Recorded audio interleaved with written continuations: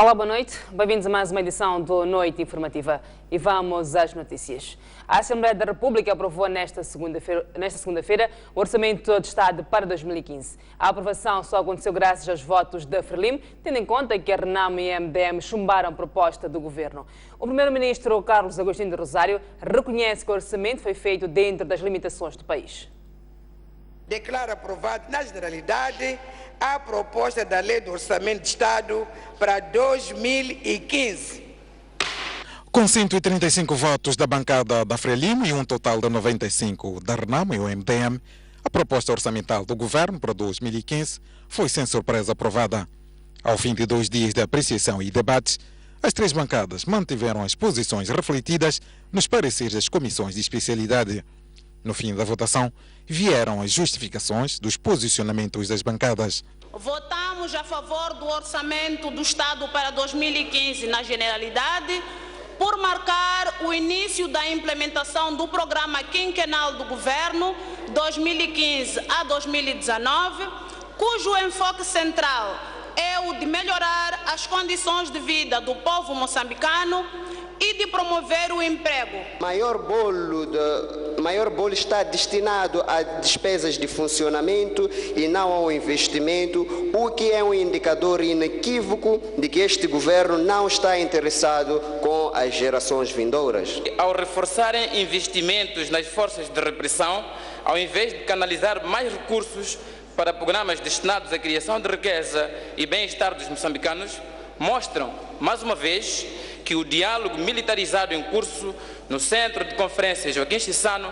falhou e agora estão decididos a mergulhar o país em mais um conflito militar, ficando claro que a paz e unidade nacional de que se fala não passa de demagogia. O primeiro-ministro Carlos Agostinho do Rosário assegurou que o governo vai tomar em conta as recomendações deixadas pelos parlamentares e realçou que o orçamento proposto é apenas o possível face às reais capacidades de financiamento do país. Pretendemos reiterar que há ações cuja execução só irá iniciar nos próximos planos econômicos, sociais e orçamentos, à medida que vamos mobilizando recursos adicionais para a materialização das ações constantes das diferentes prioridades e pilares de suporte do Programa Quinquenal do Governo para o período 2015 e 2019. Nesta terça-feira, o orçamento será votado na especialidade, esperando-se que também venha a ser aprovado sem surpresas. Antes da aprovação do Orçamento do Estado, os deputados da oposição questionaram o crescimento do financiamento externo, a falta de uma visão clara sobre os problemas de transportes e os desequilíbrios regionais. Por seu turno, o deputado da Frelimo, Alberto Vaquina, defendeu que não é possível o governo fazer tudo ao mesmo tempo.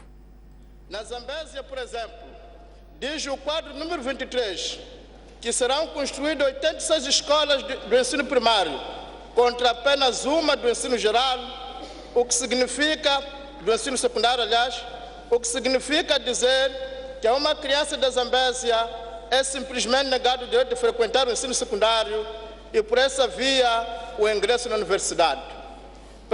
Pelo contrário, em Gaza, das 8 escolas do ensino primário a serem construídas, corresponde 4 escolas do ensino secundário novas, de raiz, a ser erguida por este governo, o que franqueia as portas da universidade de sucesso aos jovens daquela região.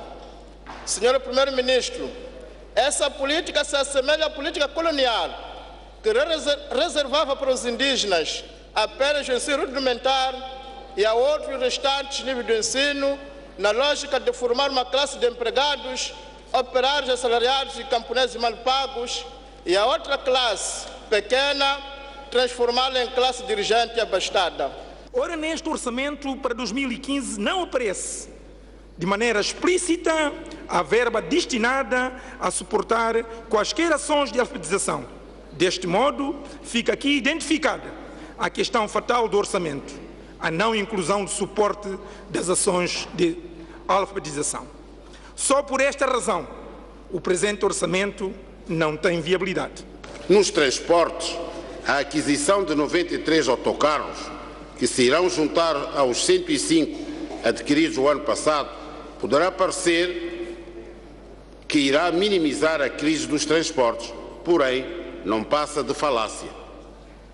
porquanto é na manutenção que reside o cancro e sobre este aspecto não é tido em conta.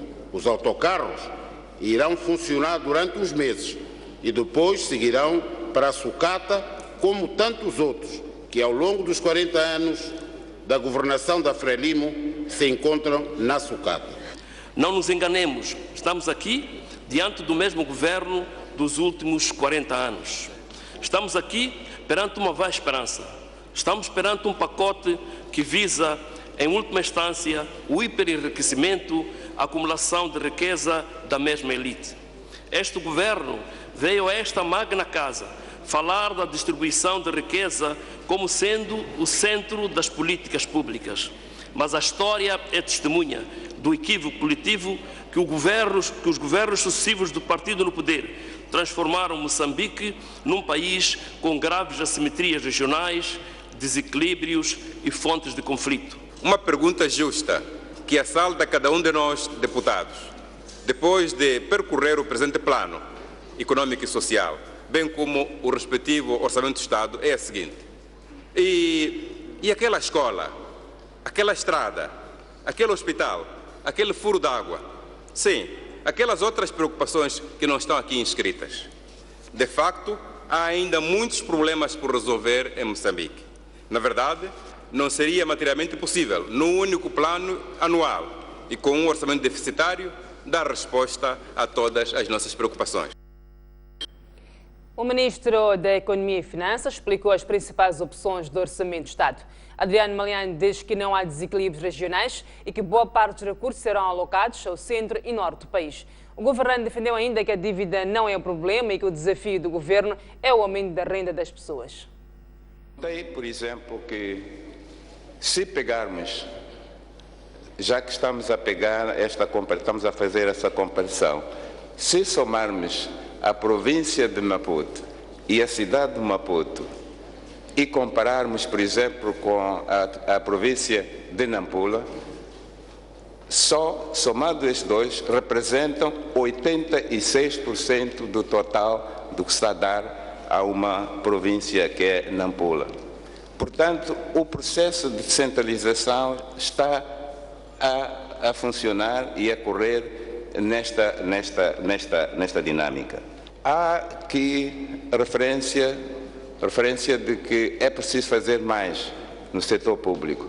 Eu queria tranquilizar, para este governo está claro que se não tivermos funcionários à altura, motivado, formado, capacitado, não há nenhuma reforma que resista. Agora, uma coisa é a constatação desta realidade e outra são as capacidades. Então, quando nós não temos capacidades, então temos que encontrar um equilíbrio, fazer as opções. E neste 2015, as opções foram, primeiro, vamos resolver o que temos que fazer como compromisso. Por exemplo, é preciso aumentar 13% na classe dos médicos. Fizemos isto. Estamos a resolver 1.258 que estão nessa classe. Nós dissemos, não há salário que pague honestidade, mas vamos dar sinais de que queremos melhorar. E vamos a melhorar aonde? Onde os problemas são graves. Onde é que são os problemas graves? Temos na polícia, temos nos professores, temos nos enfermeiros. Muito se tem falado sobre a dívida. A dívida não é um problema. A dívida, enquanto estivermos vivos, vamos ter que pedir emprestado dinheiro. Até em alguns casos, nós temos que pedir emprestado dinheiro para não sermos esquecidos. Porque você é pequeno não determina no mundo se você não entra no mundo financeiro, acaba sendo marginalizado. Mesmo na nossa vida particular, às vezes pedimos para isso. Mas o que é importante é para que serve essa vida. Isso é que é mais importante. Isso é que é mais importante. E é isso que nós estamos a fazer como governo. Vamos, e só vou dar um exemplo. As receitas que temos são 160 mil milhões de meticais para fazer a despesa corrente de 140 ou 120 milhões de meticais. Ou seja, estamos a poupar 40 mil milhões de meticais. Mas queremos ter um orçamento de funcionamento de 83 mil milhões de meticais. E a pergunta, quem é que vai pagar os 43 que faltam? Temos que ir pedir emprestado. Ou então não fazemos o orçamento.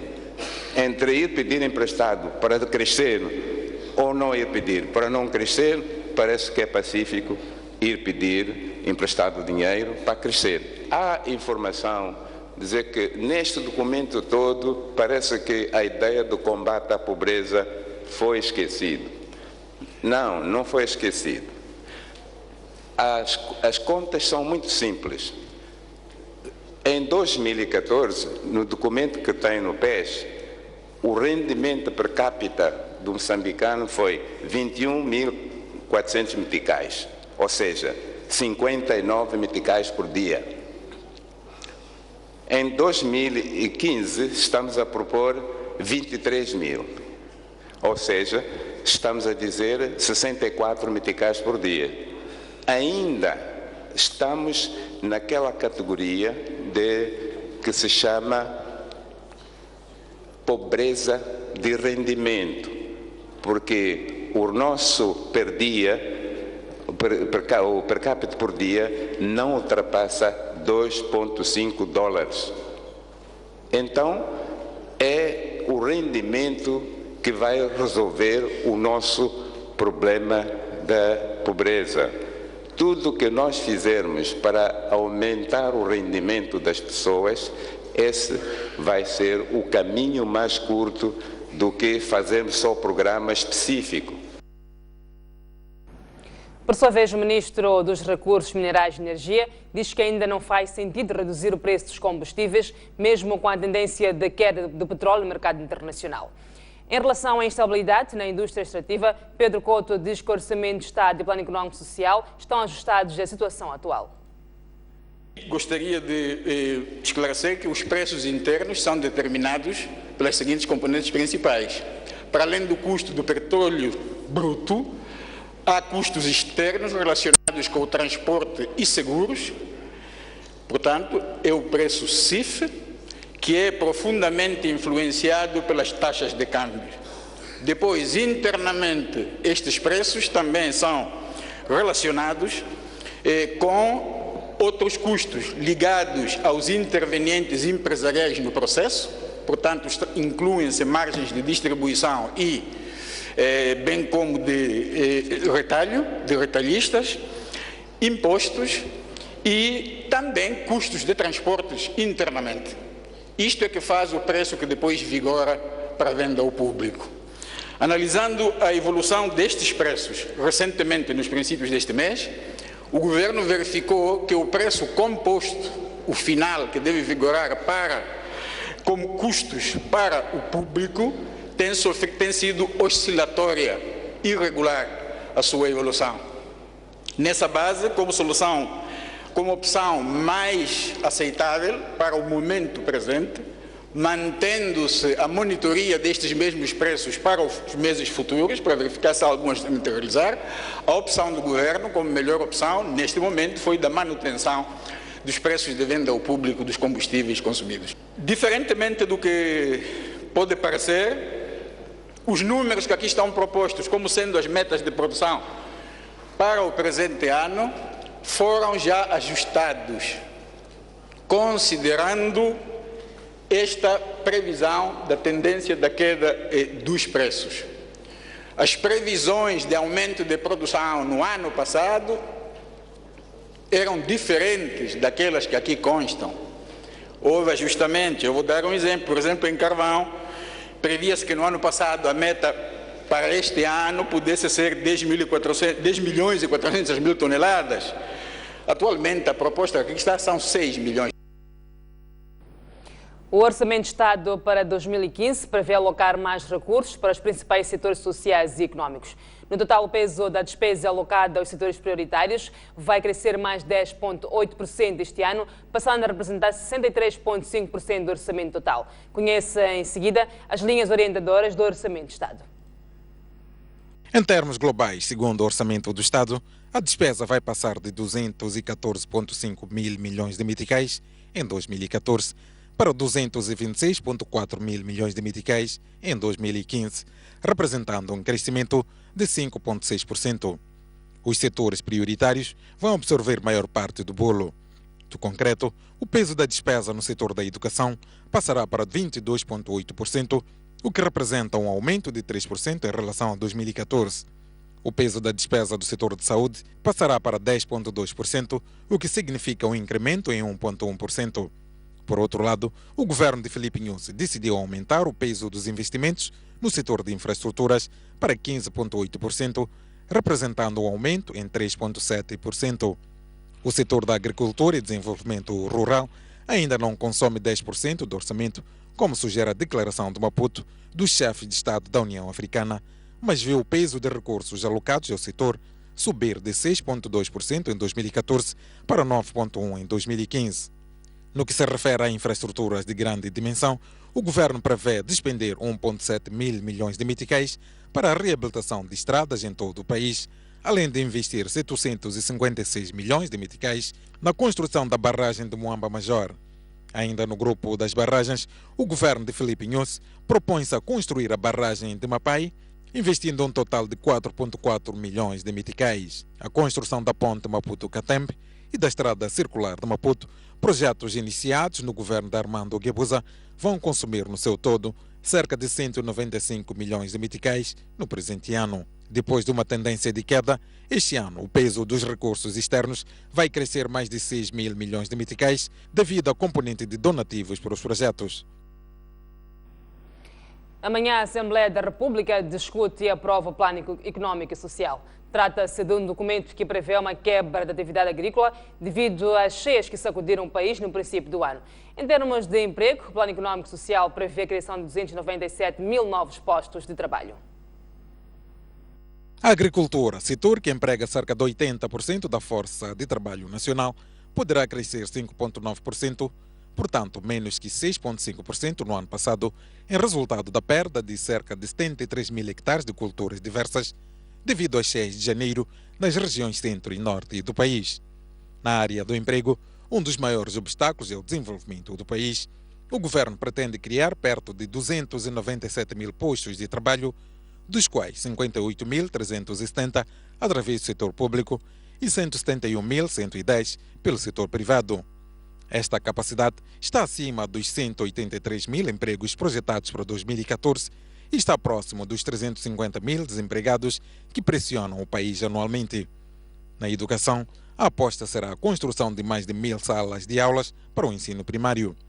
Projeta-se 6,5 milhões de novos ingressos ao ensino primário e 35 mil alunos do ensino técnico profissional, e o acesso à escola vai cobrir 82% das crianças. Também serão contratados 8.500 novos professores. Ainda assim, o rácio aluno-professor continuará elevado. Um professor estará para 61 alunos.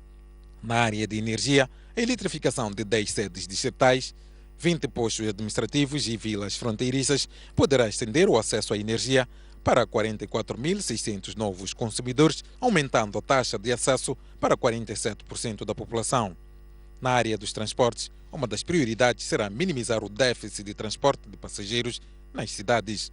Para isso, o governo prevê adquirir 53 novos autocarros.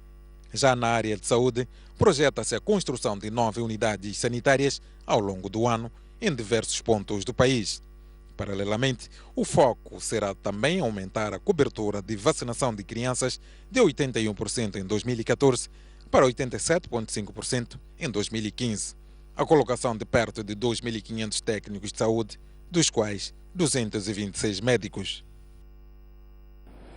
Quadros do setor da educação, sociedade civil, deputados e parceiros de cooperação estão reunidos em Maputo para debater estratégias de aumento de recursos na educação para a qualidade e equidade de género. O encontro de 4 dias junta à mesma mesa quadros do setor da educação, sociedade civil, parlamentares e parceiros de cooperação para encontrar estratégias de aumento dos recursos para uma educação de qualidade. A sociedade civil, dona da iniciativa, defende que a redução do orçamento do Estado para a educação nos últimos anos está a comprometer a prestação de um serviço de qualidade no setor. A falta de salas de aula condignas nas zonas rurais que promovam um ambiente mais atrativo e motivador das crianças para irem e permanecerem na escola.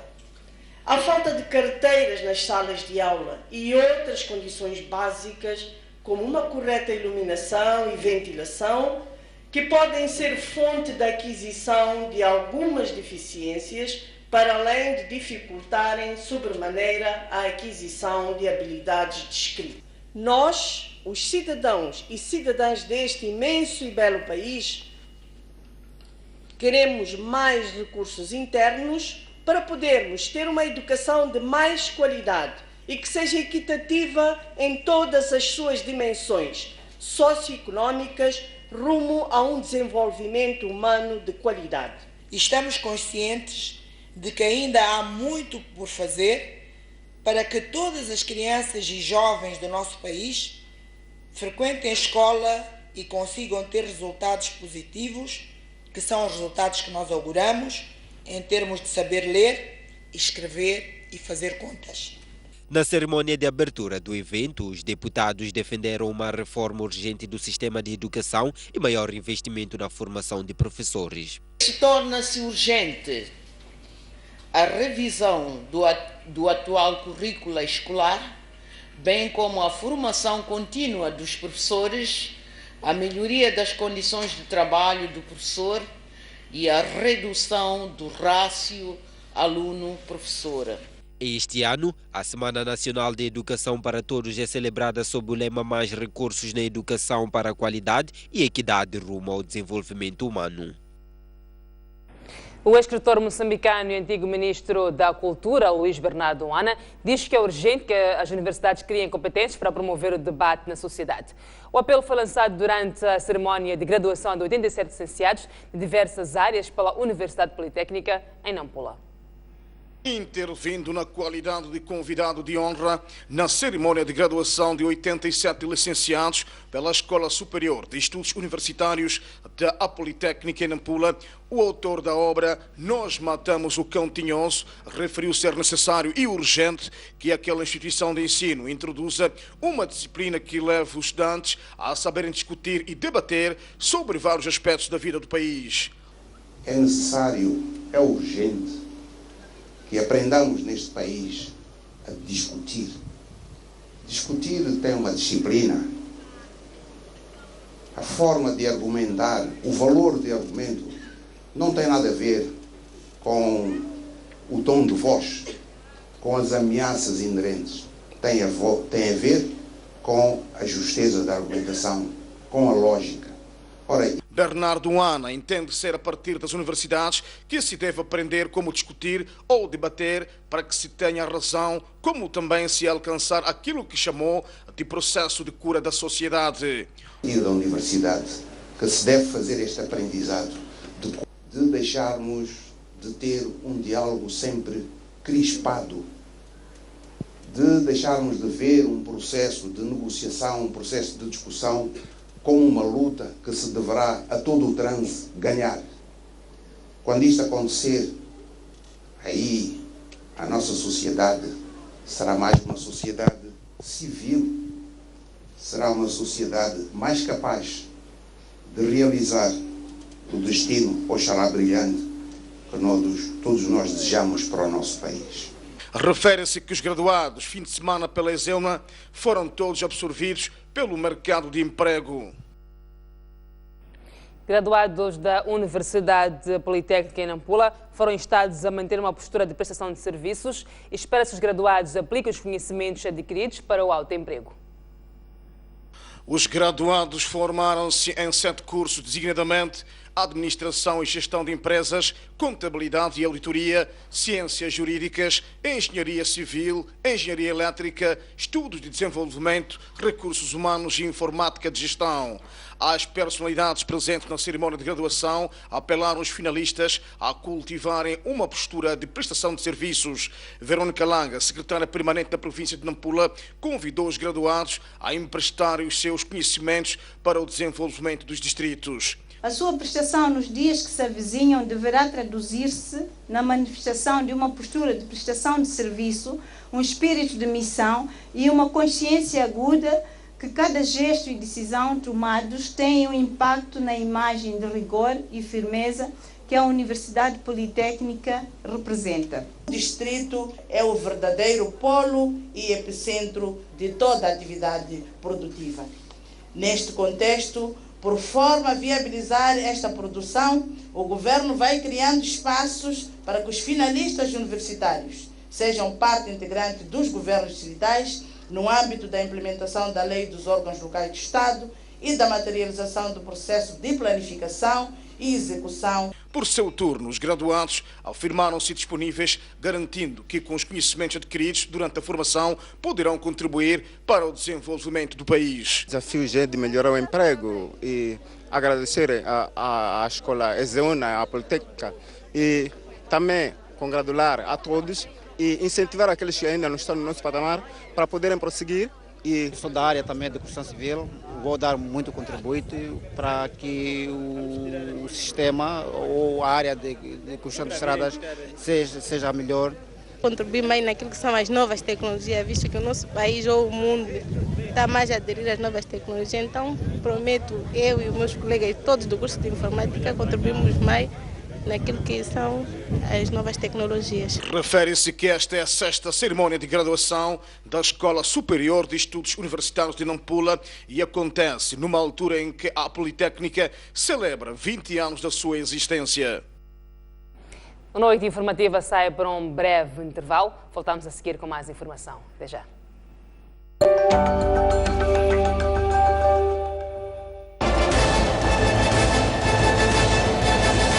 Sob moderação de Egídio Canuma. Seja bem-vindo a mais uma edição do seu programa Cuide Júri. Júris consultos de reconhecido mérito em diversas áreas dão verdadeiras aulas de direito aos domingos. A contratação de mão de obra estrangeira é uma exceção. Se não for possível, contratar um nacional. Que tipo de infração? Controlarem e fiscalizarem. Não deixa de fazer propaganda política. A assistência jurídica é gratuita. Aqui o debate distingue-se pela discussão de temas da atualidade da perspectiva jurídica. É sempre um prazer e uma honra tê-lo no nosso espaço.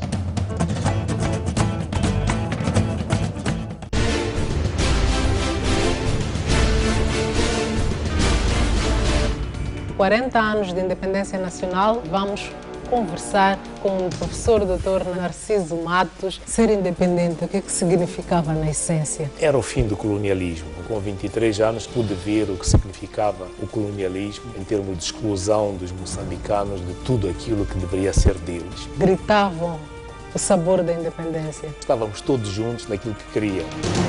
Como é que via o país nesta componente de formação, em termos de oportunidades que realmente existiam? As oportunidades de educação eram quase nulas para os moçambicanos. Também avançaram com a proposta de constituição de um ministério dedicado ao ensino superior. A que desafios iria responder este ministério? Não passo a responder essa pergunta. Com toda a frontalidade, o nosso ensino superior é competitivo. Para competir com quem?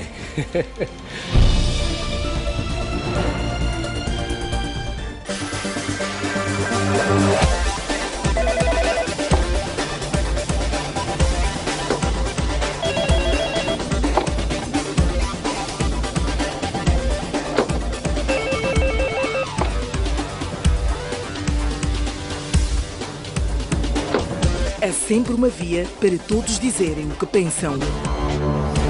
Linha aberta, quartas-feiras, às 23 horas. O que faz a STP Notícias, um canal de eleição, é que lhe permite acesso à informação durante as 24 horas do dia.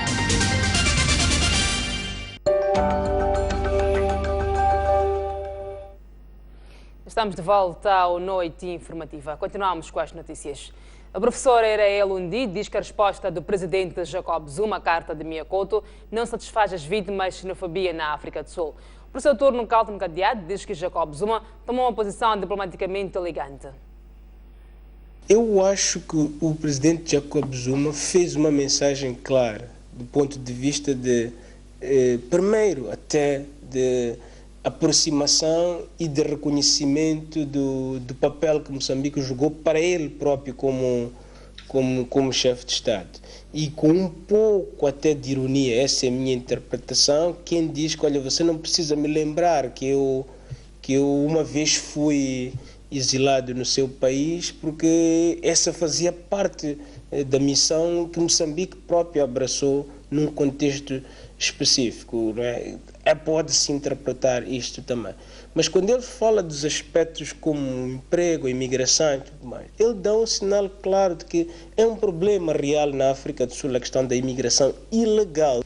Bom, eu acho que é bom que ele fez uma resposta, né? Eu acho que é educado, é delicado da parte dele.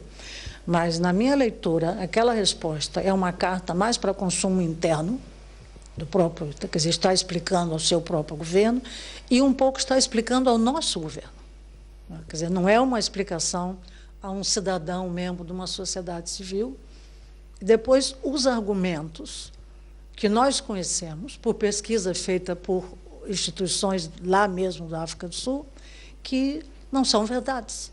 Quer dizer, eles devem saber tão bem quanto nós sabemos, porque essas pesquisas estão abertas primeiro para eles, nós até recebemos também como acadêmicos, mas eles também recebem, né, que absolutamente não é verdade que o estrangeiro engrossa a criminalidade, como também não é verdade que o estrangeiro tira emprego. Pelo contrário, essa pesquisa mostra que o estrangeiro cria emprego.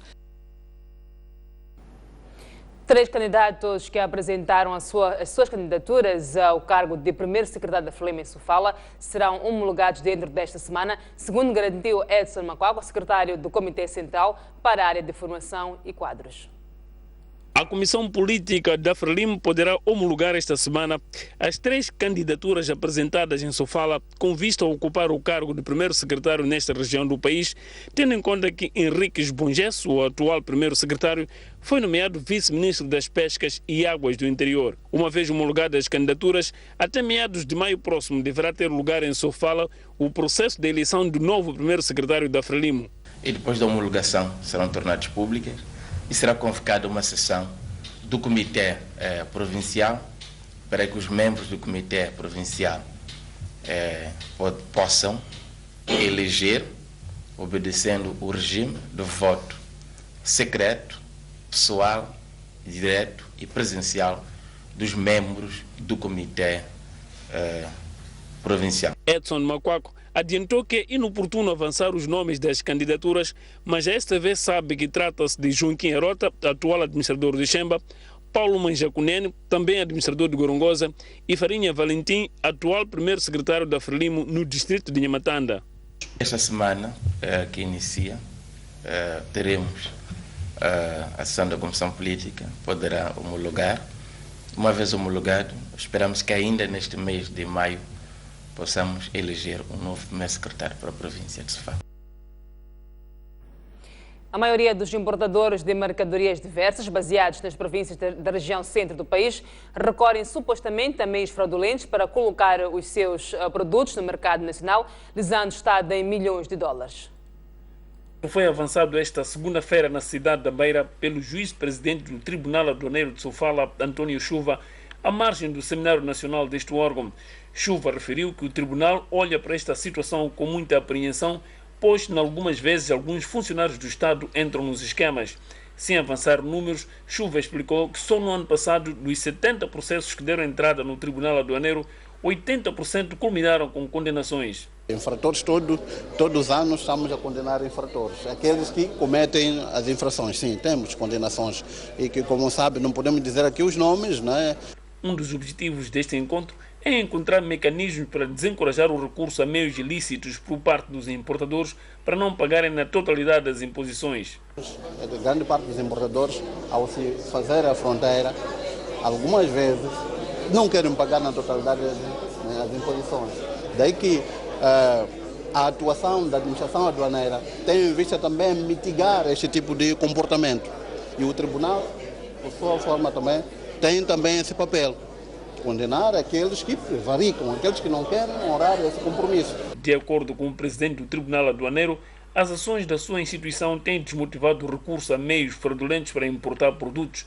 A prova disso é o fato de a entrada de número de processos ter baixado de 190 em 2013 para 90 no ano passado. Pelo menos 2 pessoas morreram ontem durante uma manifestação contra a reeleição do presidente Pierre Nkurunziza no poder do Burundi desde 2005 e reeleito em 2009. A polícia disparou gás lacrimogêneo e canhões de água contra os manifestantes na capital do Burundi esta segunda-feira, no segundo dia de protestos contra a decisão do atual presidente Pierre Nkurunziza de se candidatar para o 3º mandato. O que devia ser uma manifestação pacífica acabou da pior forma possível, depois de terem instalado alguns focos de violência espalhados pela capital Bujumbura, causando até o momento um total de 5 mortos. Ativistas dizem que Nkurunziza quebrou a Constituição e o Acordo de Paz de Arusha, que terminou com a guerra civil, ambos documentos que limitam o presidente a 2 mandatos de 5 anos. Os opositores de Nkurunziza prometem intensificar os protestos, apesar da proibição do governo às manifestações e das ameaças de colocar o exército nas ruas. Estamos contentes que as pessoas ouviram o nosso apelo para demonstrar realmente que o presidente precisa abandonar o poder, conforme rege a Constituição. Nós exortamos os manifestantes a continuar com os protestos. Disse Evariste Ngai Penda, vice-presidente do partido Oprona. Pierre Nkurunziza, ex-líder rebelde, já serviu 2 mandatos como presidente do Burundi, o limite da governação permitido naquele país. O devastador terremoto de magnitude 7.8, que atingiu o Nepal no último sábado, deixou mais de 3.000 mortos, vários feridos e desabrigados. Esta tragédia já tinha sido prevista por especialistas e seguiu um padrão histórico. Com magnitude de 7.9 na escala de Richter, o sismo fez um total de 3.726 mortos, segundo dados confirmados pelo governo esta segunda-feira. Trata-se do pior desastre natural vivido no Nepal desde 1934, quando 8.500 pessoas morreram e mais de 6.500 ficaram feridas num terremoto. Os cientistas já haviam identificado há um mês a possibilidade da ocorrência de um grande abalo sísmico exatamente no epicentro do último terremoto no Nepal, após um estudo revelar um padrão histórico de tremores de terra naquela região. Equipas internacionais, entre as quais francesas, chinesas e espanholas, chegaram esta segunda-feira para reforçar as missões de busca no local. Vários cães farejadores também foram enviados para ajudar nas missões.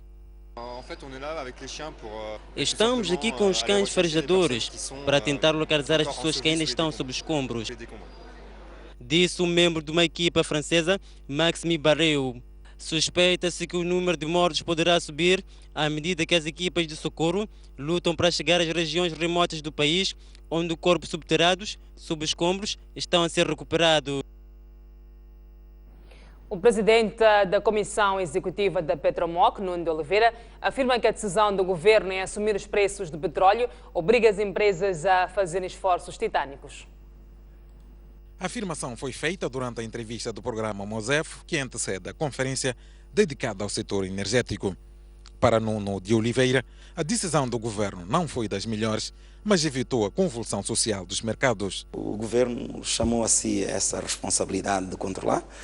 Eu não direi que foi a melhor solução que se conseguiu, mas eu acho que foi a solução que era adequada no momento em que congelou os preços por algum tempo, mas assegurou que o mercado não vivesse essas convulsões das quais eu me tinha referido já, mas também garantiu que todos aqueles que precisam deste precioso líquido o tivessem a preços mais ou menos aceitáveis.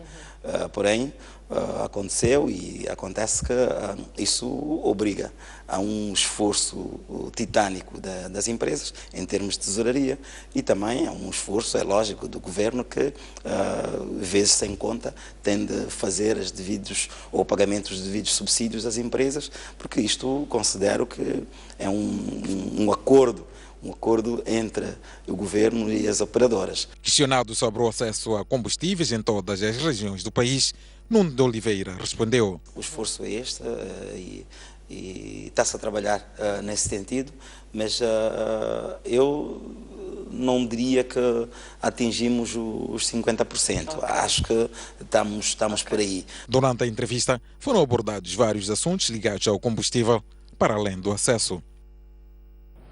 O Ferro Verde de Nampula recebeu e venceu o clube de Chibute por 1-0 em jogo da 7ª jornada de Moçambola 2015. Primeira parte, as duas formações foram procurando melhores oportunidades de chegarem ao marcador, facto que tornou o jogo competitivo até que fosse um intervalo sem abertura de contagem. Já no reatar da partida, foi o Ferroviário de Nampula a marcar logo aos 6 minutos por intermédio de Daúdo. No fim dos 90 minutos, Vítor Urbano, técnico do clube de Chibute, referiu que a partida foi bem disputada, mas não deixou de fazer críticas à arbitragem. Hoje, o problema aqui é que esta derrota vem numa altura em que nós estamos a jogar bem, estamos num processo de jogo assimilado e que estamos a procurar melhorar semana após semana e depois somos impedidos de o fazer, portanto, através do que se passou hoje aqui no Estado. A avaliação da arbitragem? Não vou dar nenhuma avaliação, aliás, é triste quando a gente cumprimenta um árbitro e o árbitro nega-se a cumprimentar, é sinal que ele deve saber aquilo que fez.